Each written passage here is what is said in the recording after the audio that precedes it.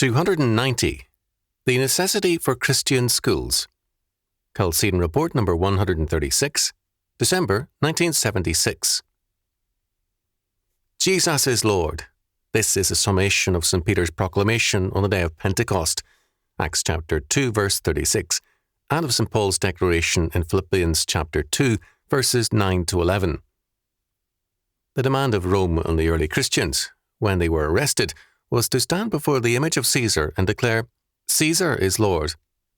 If they did so, they were free to practice their faith, minus one ingredient. They could not declare, "Jesus is Lord." These three words, however, were the basis of the first baptismal creeds. What does it mean to declare, "Jesus is Lord"? It means that Jesus is very God of very God, ruler over every realm, not merely in the future, but now. All things were made by him, and without him was not anything made that was made. John chapter 1, verse 3. He is Lord now. As he declared, "All power is given unto me in heaven and in earth." Matthew chapter 28, verse 18. Every sphere of life is thus under his authority. If it does not serve him, he will in due time destroy it.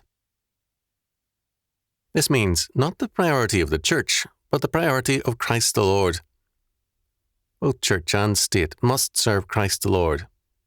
So too must the individual, the family, the arts and sciences, the vocations, recreation, all things, and this clearly includes the school. There is no obligation for the school to be under the Church's authority, and good reasons against it.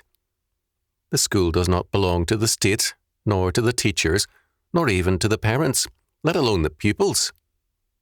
The school must be under the authority of Christ the Lord. What does this mean educationally? It means that Bible study is not the only religious subject taught in a Christian school. Every subject is inescapably religious.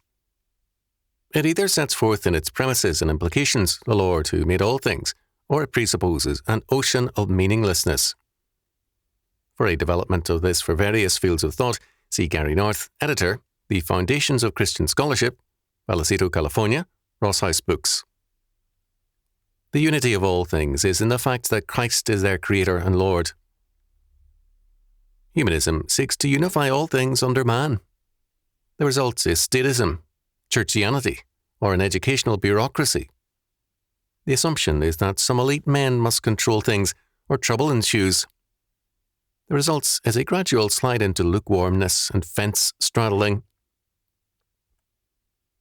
The Christian school, however, must separate itself from humanism in its every form. It must develop its own liberal arts curriculum. The liberal arts are literally the arts of freedom. Such a curriculum is an education into freedom. For the Orthodox Christian, Christ the Lord is the principle of freedom. John chapter 8, verses 34 to 36. And of truth. John chapter 14, verse 6. The curriculum premise is the Creator Lord, who, having made all things, is also the source of all interpretation. All education defines man's cultural task. For humanistic education, man's cultural task is to build the kingdom of man and to realize himself as a free, autonomous being. For Scripture, man's cultural task is to exercise dominion and to subdue the earth under God. Genesis chapter 1, verses 26 to 28. And to seek in all things, first, the kingdom of God and his righteousness. Matthew chapter 6, verse 33. For humanism, man is sovereign and Lord over all things. For Scripture, the triune God alone is sovereign and Lord. As Christians, we must thus hold.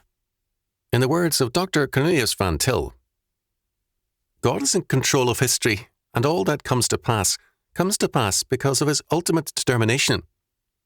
Nothing less than this idea, directly taken from Scripture, will do justice to the unity of culture.